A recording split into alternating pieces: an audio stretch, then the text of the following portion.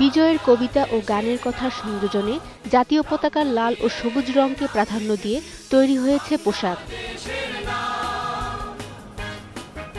বিশেষ দিনে বিশেষ ডিজাইনের পোশাক পরার আনন্দ আর ভবিষ্যৎ প্রজন্মকে বিজয়ের মাসের কথা জানানোর জন্যই এমন পোশাক কেনা বলে জানান ক্রেতারা। দেশের প্রতি ভালোবাসা তো আছেই, সেদিক থেকেই লাল সবুজ।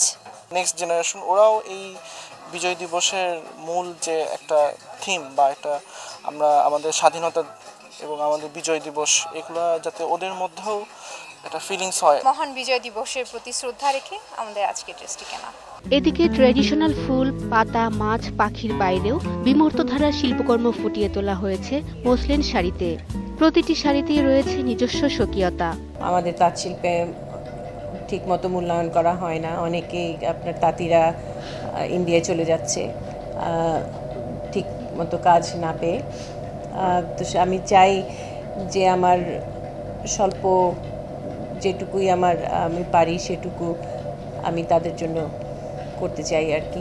ফাইন আর্টসে প্রাতিষ্ঠানিক শিক্ষা শেষে দেশীয় মসলিন ও তাঁতের শাড়ির ওপর নিজস্ব কৌশলে নিঘাত ইমাম তৈরি করেন এই বিশেষ শাড়ি সম্ভার। আর এটি প্রিয়ালি কালেকশনের মূল ধারক বলে জানান প্রিয়ালির স্বত্বাধিকারী। শাকেরা আরজু, একুশে টেলিভিশন, ঢাকা।